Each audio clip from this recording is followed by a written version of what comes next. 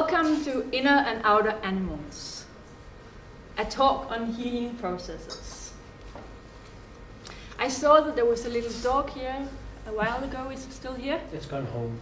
Okay. It was late. I was happy to see the dog. Thanks for inviting me.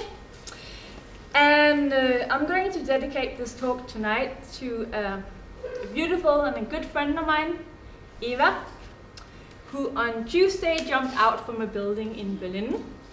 Maybe she was trying to fly and she unfortunately didn't survive it. So tonight is dedicated to her. My grandmother, she had a cat called Frida. Frida was a very nice little cat. She was very sociable. She loved when you touched her. Then my grandmother, she went on vacation for 2 weeks. And when she came back, Frida had completely changed.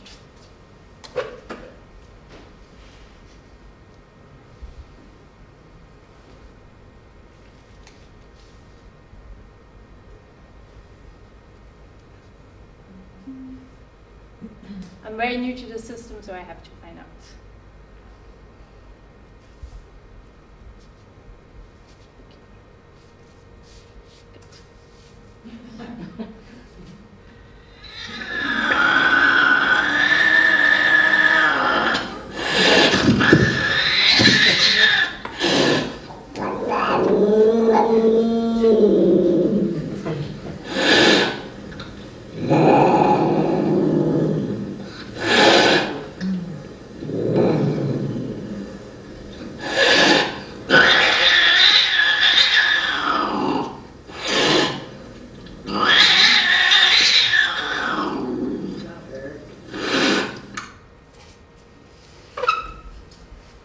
Maybe some of you can recognize this pattern of reactions from yourself.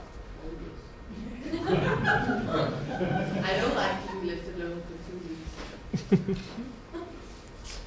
Yeah, it's true. But at the same time, we don't know exactly what happened to Frida, do we? When Frida feels like this, what we can observe is that she doesn't feel any need for sociability right now.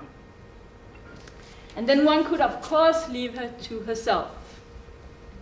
And that's also what most of our family did. But this doesn't help Frida in the long run. Such a great pain needs to be healed. And Frida's great luck was that my grandmother, she's a very special woman. She has these big, strong, dry hands hardened from her working in the fields. And she wasn't afraid of Frida. She would touch her like this. Nice. Which would slowly make Frida relax. But as I said, my grandmother was a special woman. And she would help people when she could. This is unfortunately not the case of everybody. We will now watch a clip that I found on YouTube. And it was filmed by one of Great Britain's many surveillance cameras.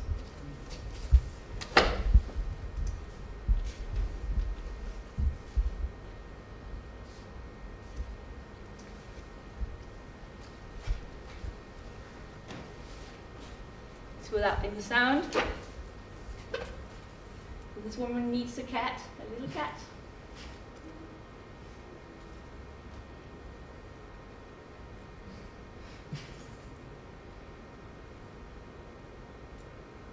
What happens here? We should take it again.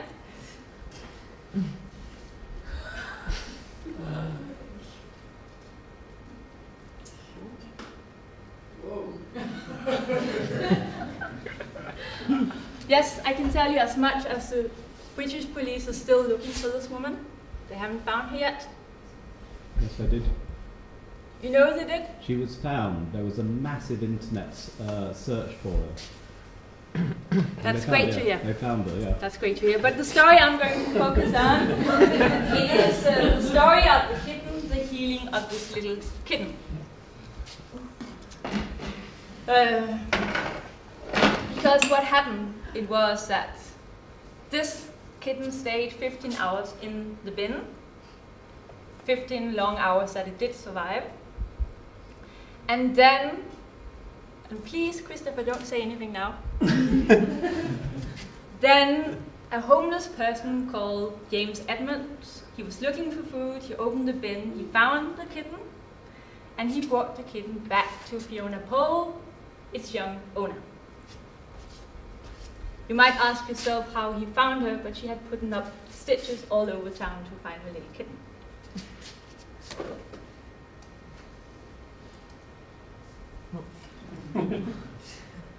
They were very, very happy to meet up again.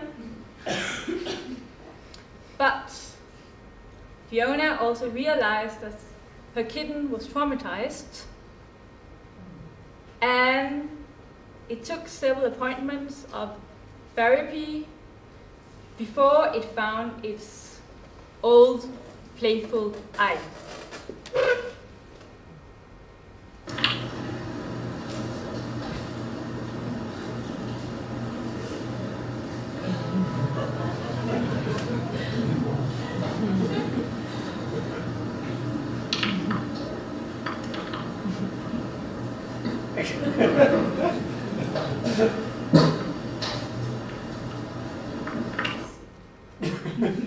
So what's very important here, it is the fact that you receive and then you give. The kitten first received a massage and now it has learned how to give a massage. And this whole thing of changing roles, playing games, playing role-playing games, it's very, very important to keep the balance. And it's very, very important to reconnect to yourself. I'm going to show you now a little clip that my niece Mette made one early morning.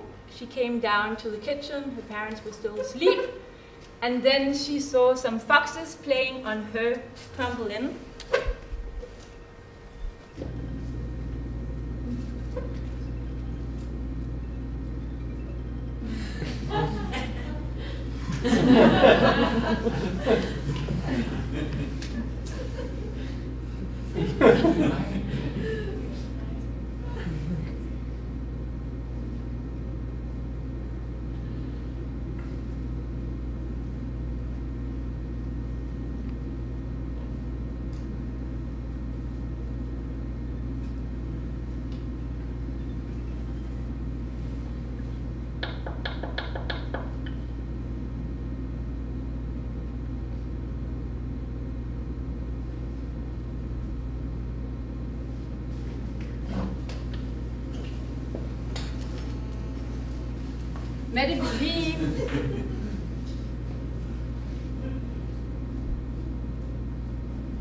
Mette believes that the foxes learn how to jump on the trampoline because they have been seeing her doing it.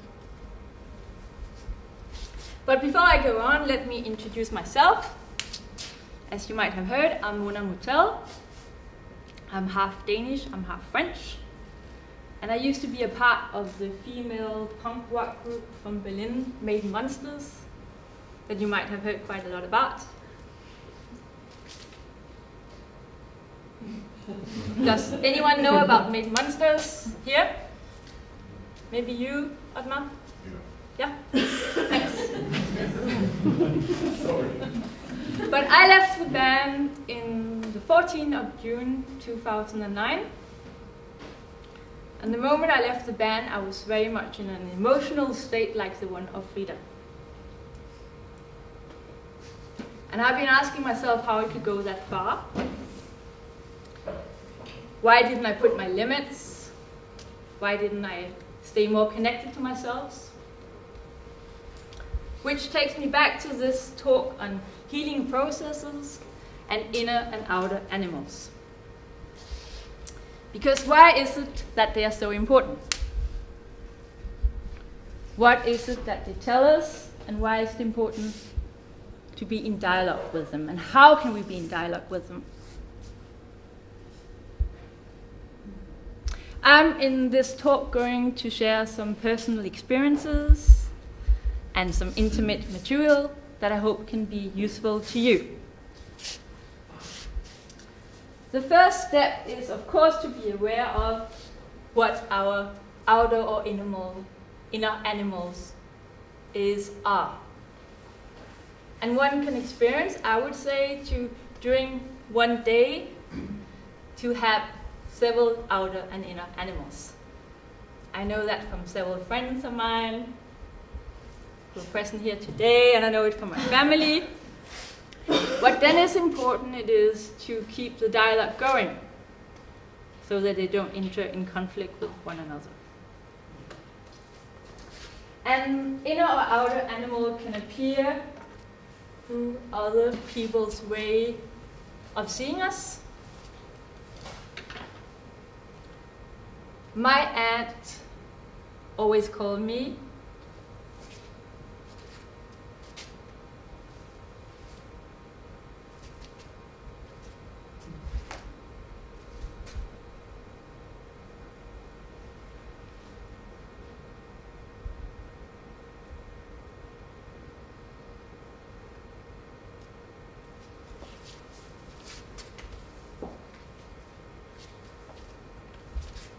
And then there was my little brother, Morten.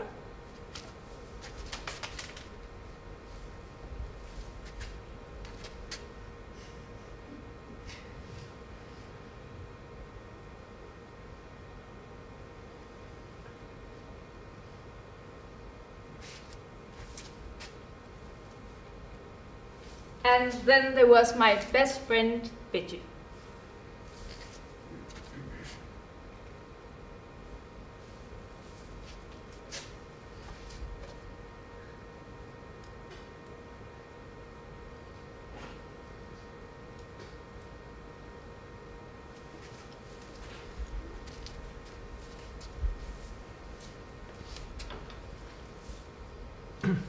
Other inner and outer animals, they come from far back. They come from our genes. I will now show some examples from my family. My dad, for instance. My dad, he's from a traditionally dog family. He loves dogs. Henrik knows him. He used to be his teacher in school. And when he met a dog, that's why I was so happy to see this little dog today.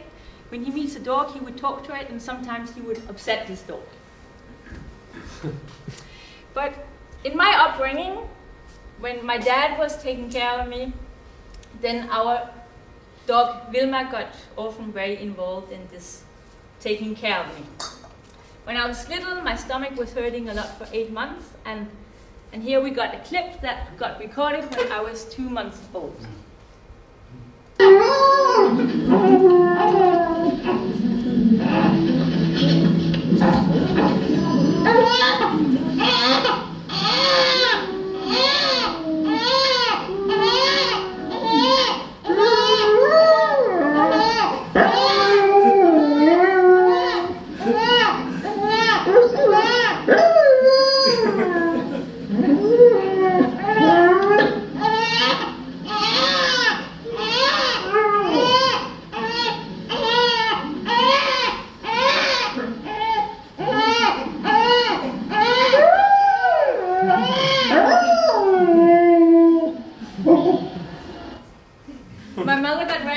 When she saw this clip, but it's clear that Vilma is trying to help me.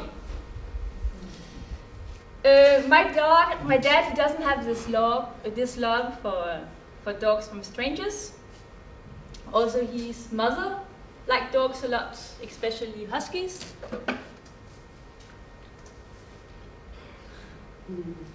And here we can see that when my granddad Anton died, Troll took a kind of over his seat at the dinner table.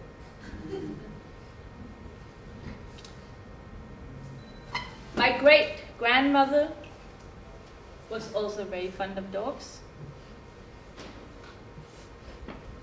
So where my dad traditionally comes from a dog family, my mother, she comes from a traditionally cat family. You've got my mother.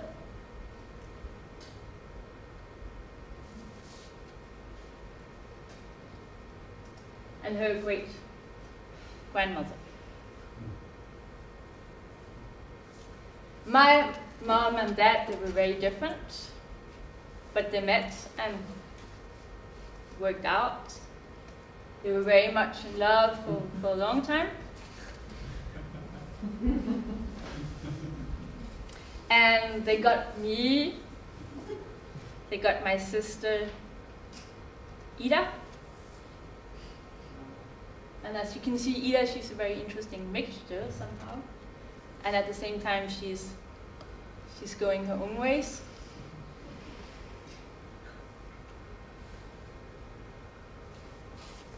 So I believe it's very important that to learn how to communicate with those who are very different from yourself. And the moment that both partners are willing to work on themselves, such a relationship can give a lot of tenderness and fulfillment. So we're now going to look into a series of couples going new ways in the choice of a partner.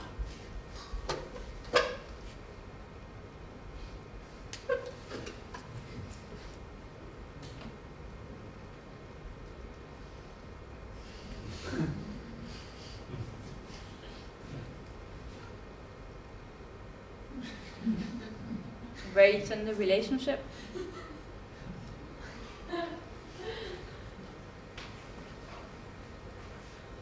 So here there is a certain tendency of relationships among cats and monkeys, I would say. I don't know if you also thought of that. So we are now going to look into another pattern. It is a pattern in between cats and birds.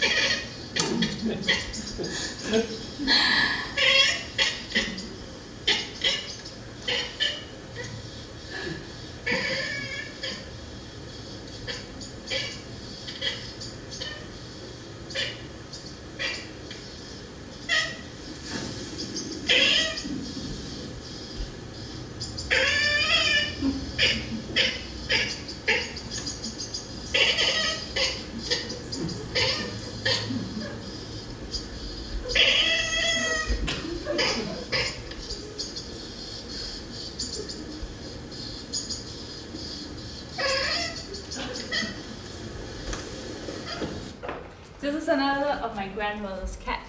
Freya? What is Freya doing?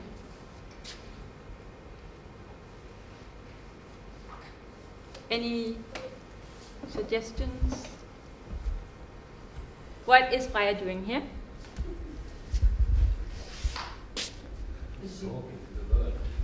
Yes, that's very closely what I would say. Any more suggestions? She's singing. Yeah. True. That's true. True. Mirroring. Yeah. Yeah, it's all very true. Because what I would say is that Freya, she's observing the birds, and she's actually trying to learn the language of the birds. She wants to get to know the birds. So she's trying to sing, yes. So I would say this is the first step of creating a relationship. It is to show curiosity, it is to learn a common language. The next step that I would show you tonight, it is the step of flirting.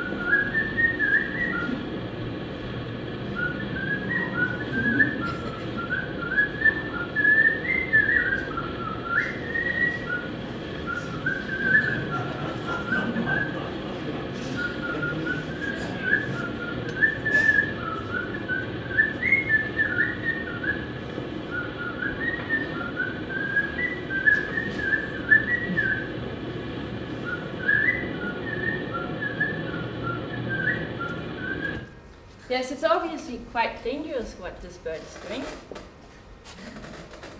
We'll go to the next step. In this order I have made, it is the step of kissing.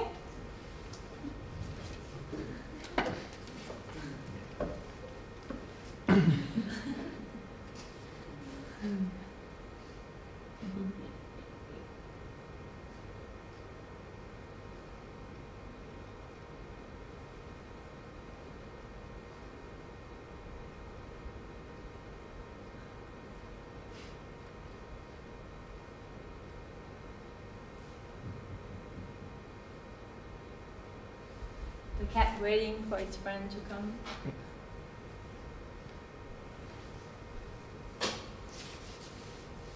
And somehow a final stage for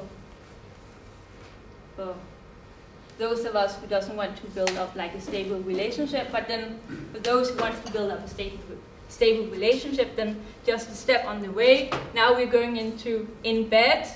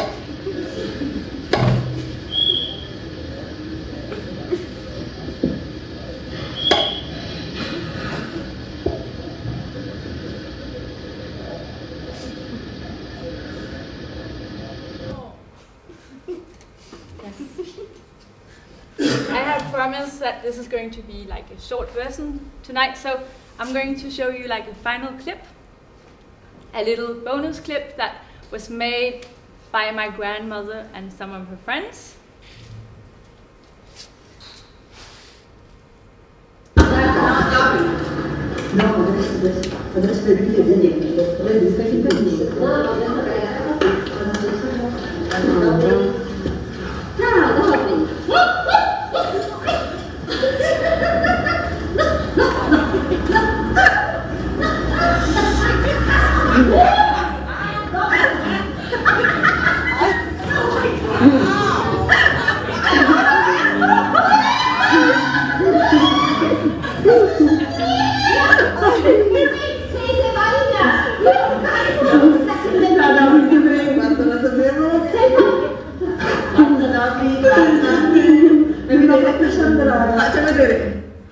Yes, I know this clip can be a little bit rough, but what's really important to think of it is the fact that they did this clip.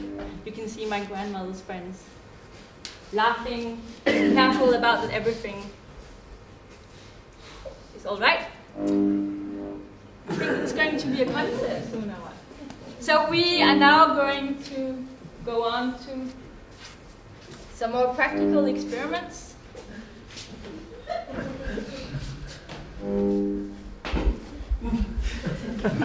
Thanks.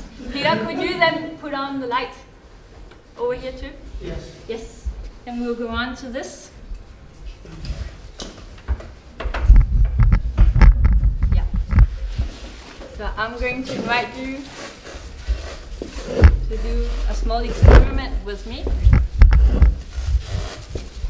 Carolina, I think I would very much like to have you up here. Yeah. You have been nice and present. doing this talk. So what we got here, it is a collection of animals, and I don't have all animals I'm collecting, so if you have animals you want to give me, please. I put on these gloves because I got most of the animals sponsored by Copenhagen Zoo. Sarah Hamming and I, we got it for another project some time ago, and they did give me these animals because they're toxic. These are the animals that my generation played with in Denmark. And like the new generations of children shouldn't play with them, because that's also what affected the sperm quality of the males of my generation. Yeah, I don't know what would happen for women, but that's why I do touch them with these gloves. So I have tried to divide them into groups a little bit. Here we got animals living in the sea. Here we got animals from another time period. And then we got some animals that I like mostly live in the forest. Frogs, of course, can live a little bit all over. Here we got like animals belonging to the farm, partly production animals too. And this performance is, of course, also dedicated to production animals which got killed and sold here in this meat district. And it's also a talk to heal a bit their pain. And so here we got zoo animals. So Caroline, from the animals I got here, I would like you to pick an animal representing you right now, being you. Right now? Yeah, just now. Yeah. Just now? Yeah. No, yeah. Now you tell me and I will. Yeah, I love the octopus. Yeah. Good, I will put it here in the middle. And could you please say with 3 words why you choose the octopus? It's. You can come closer if you don't see. I can also hold it. Yeah? Yeah. Its way of moving, its ability to breathe with the entire body, its ability to have many forms. Yeah, so it can transform. Yeah, transform. Well. Because of its liquid. Yeah, and I talked to Ori, who likes the color very much. Do you like the color? Are you attracted to this color? Oh, definitely. So, but that would count for this one as well, but that's not as transformative as this one. Okay. Yeah. So the way it moves, it can transform and? I forgot. Breathing. Oh, yeah. Caroline, now I would like to choose your partner. Can be the partner you have, it can be a partner you wish for. Maybe my partner should choose. He's not here, but I mean, no, it's difficult. I think you should do it. Okay. Okay, Yeah, I go straight for this one. Yeah. Good. That's a very opposite. Is it? Why is it? I have no idea if it's opposite or not. It's a good shape. It's almost It's not big enough, but it's not about that. I like, compared to this one, the skin is almost see-through, whereas this one is really thick skin. Yeah. That I like, and then So I it like. can take a lot. Yeah, and I like that this is supposedly very slow, but then again not, but it is, whereas this one, yeah, opposite way of moving. So I think there's a certain balance. Yeah, you're going for the balance. Well, I don't know what I'm going for, but in a short dialogue. Yeah. No, but I would say there's many possibilities in this relationship. And it's also the fact that you can both meet in water. That's definitely a space you can meet in. Yes. Maybe that's why I love water. Yeah. Good. Thanks, Caroline.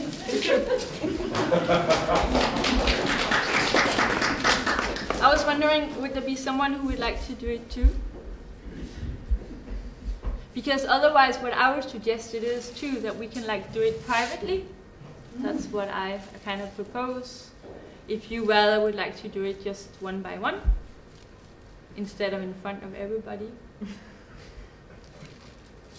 But if there is someone who would be frustrated not to do it, then please tell me now. Over here. Would you like to do it? Yeah, please, come. Just one more, then we finish for tonight. I'll put these back. Yeah. So now you know what it's all about. You can take a good look.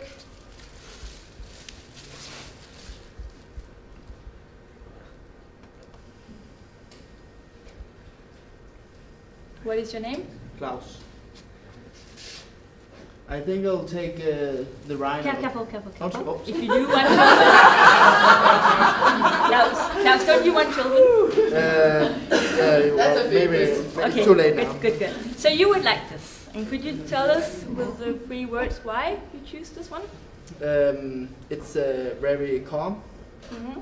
at some points. Yeah. And at some points it's like very, not aggressive, but very dedicated, you can say, to its Dedicated. goal. It's a nice way of putting it. Yeah. And it lives in a good climate, Mm-hmm. very warm and sunny. And it has no enemies. Well, it has a lot of enemies, but nobody is chasing it. Yeah. That's also good. So, Because it's so powerful. Yeah. Good. We'll try to find a partner for you then. Yeah.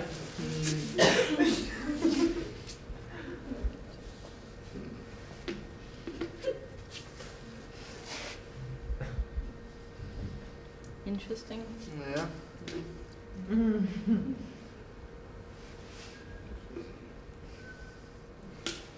I take. Yeah, wow. A powerful choice, eh? Yeah. So if you all can see. Oh, it's very fast. Is this a cheetah, right? Yeah. Good. Yeah, it depends what you Okay. prefer. A cheetah. She. Okay. A Yeah. cheetah. Okay. You know, yeah. Good. It's very fast. Yeah. It's like it's not as calm as the rhino. Mhm. I like that, but it like to be in the same climate. That's also a good thing Yeah. if you want to Yeah. be. And has a very nice fur. It looks beautiful. Yes, Yeah. that's Yeah. Yeah, and I think it could run away from you when you get very dedicated. yeah. Yeah. Has a lot of passion, maybe. Yeah. No, but I think you're right that you are very much on the same territory, Yeah. which is of course like a possibility of meeting and building up a relationship. You look nice together, I think. I mean, that's just my Yeah, opinion. I think it's a very good couple. Yeah. Good luck. Thank you. Good luck. Thank you.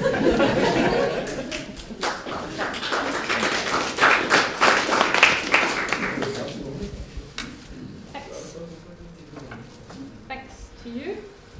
Please come back if we have the time. Or they are always here, so you can at least think about who you are, who your partner is.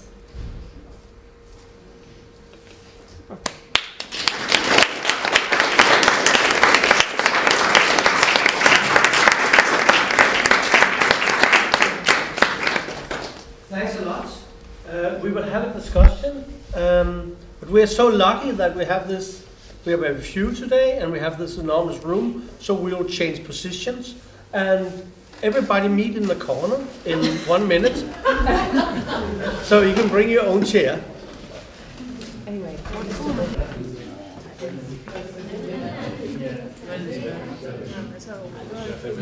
Hvad siger du? Var det ikke så hyggeligt?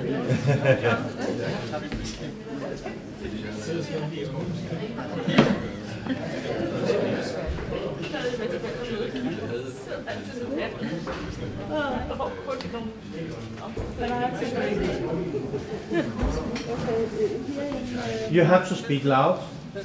In some places, we like when we talked about this before, you said that Please come closer. you would try something else. You would like to try something else here.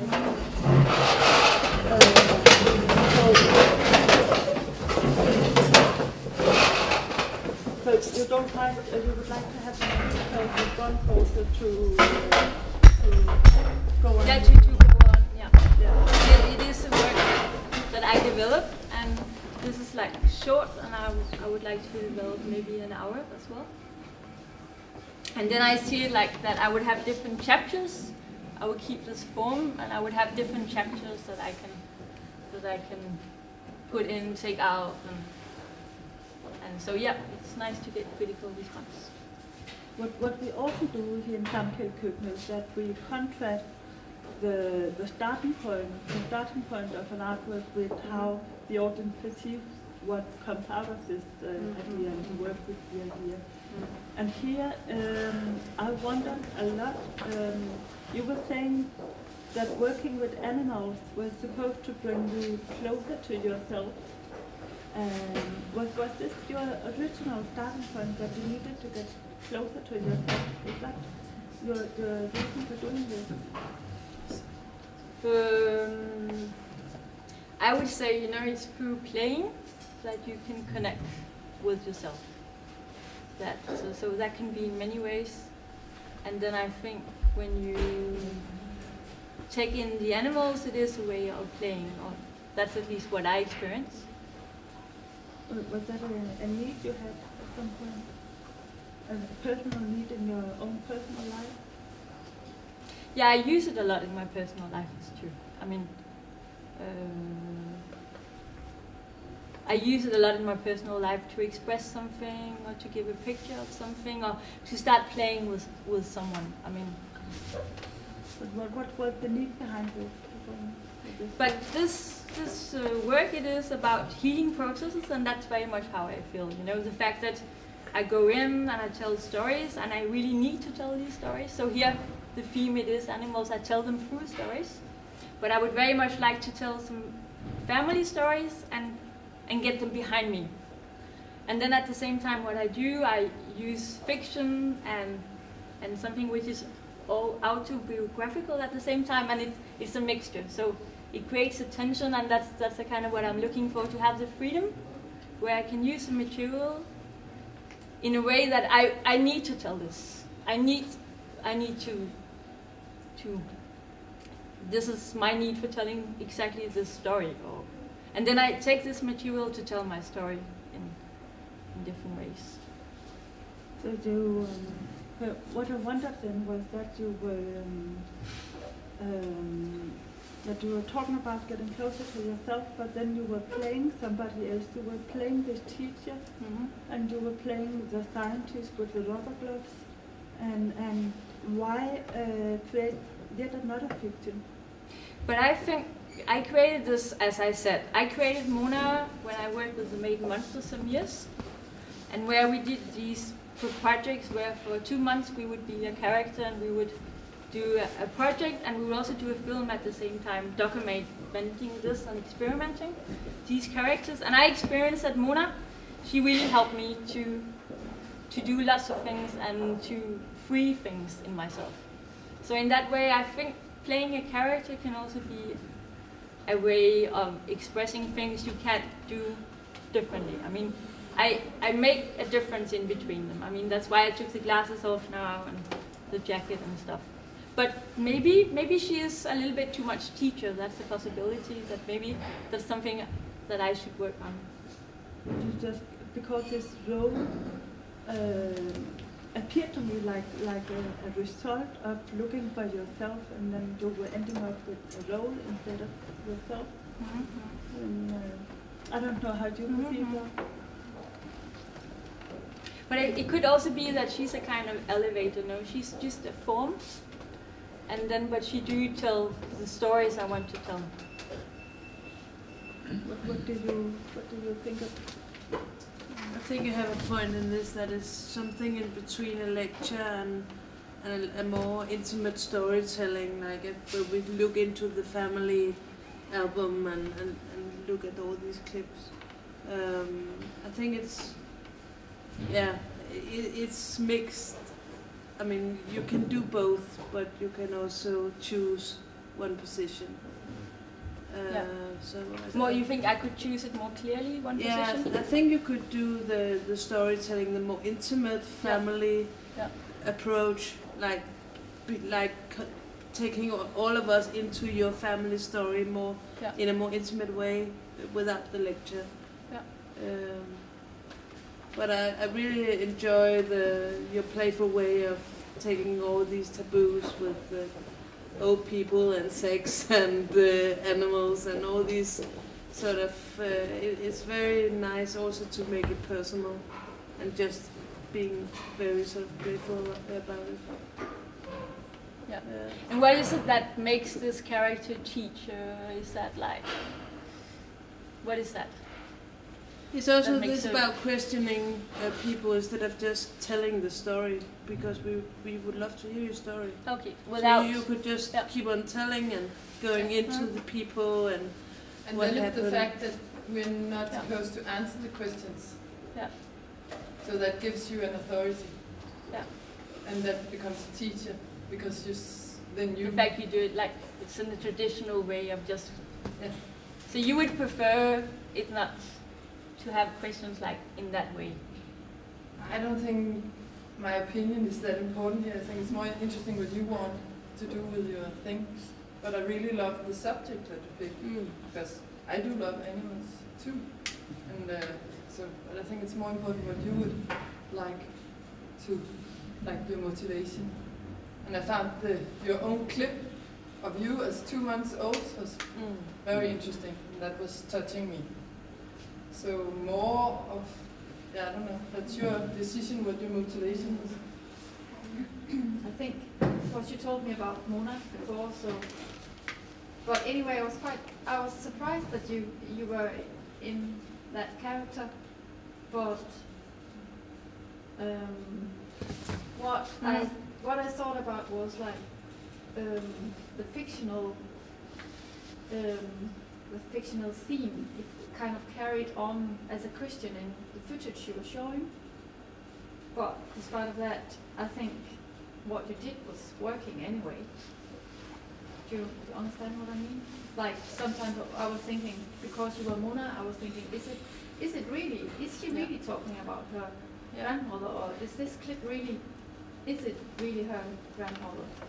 But it on a therapeutic, can you say that, level, I think the whole thing was working anyway, whether it was fiction or not. It's just actually I want to use her to tell you that it's a kind of a fiction, you know. I'm tricking you, so that's why I use her instead of saying Camilla. But maybe I could use Camilla. I don't know. I think you could, but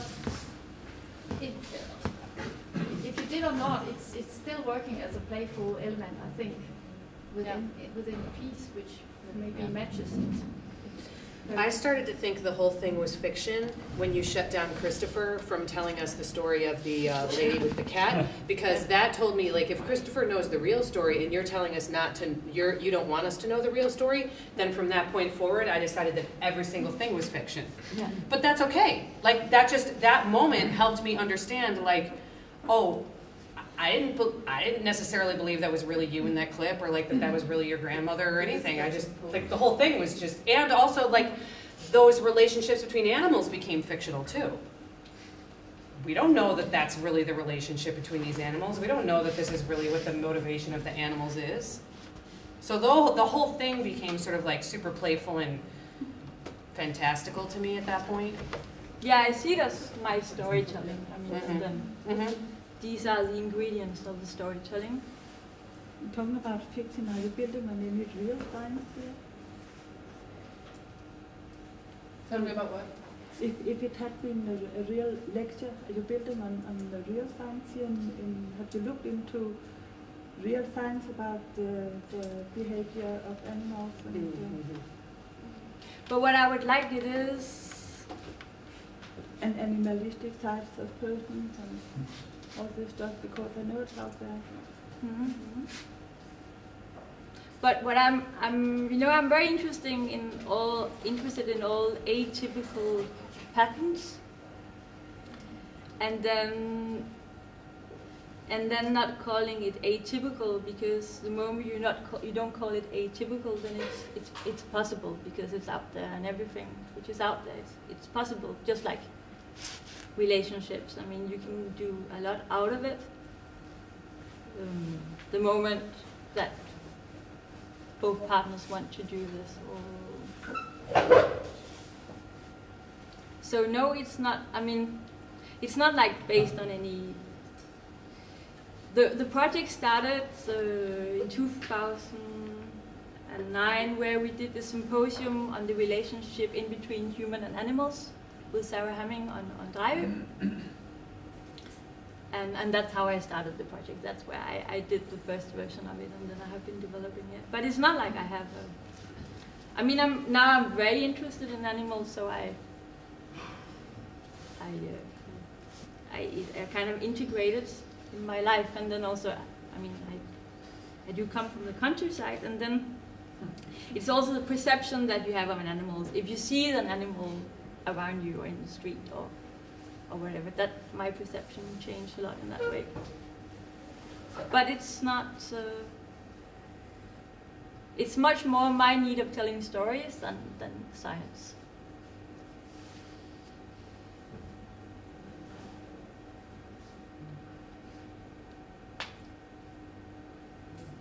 But it was your own footage or your family footage that you were actually showing, because at some point I was thinking maybe she can continue for hours showing clips she found on the internet. Yeah, no, it is a kind of that. My It is a cousin, kind this of is like something like it is. Yeah, okay. Yeah.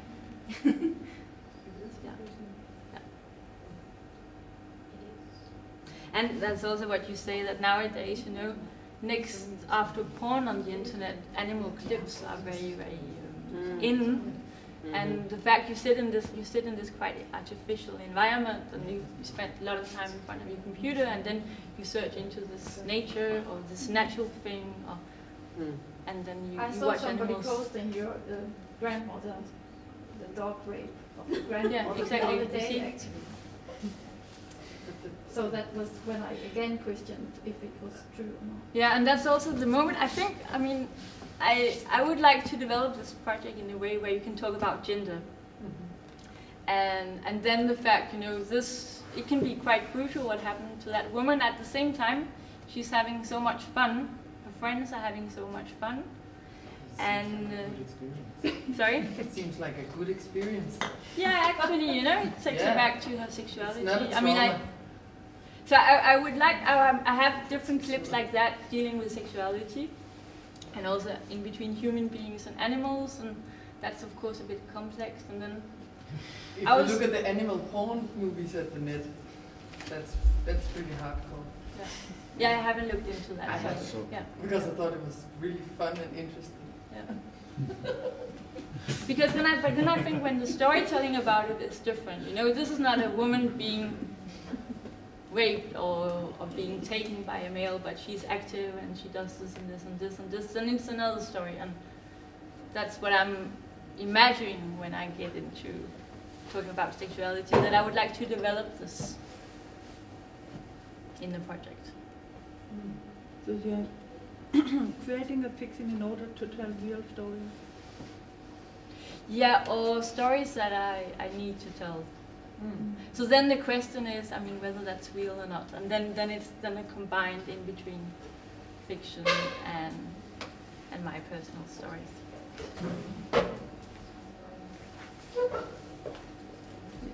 Thank you.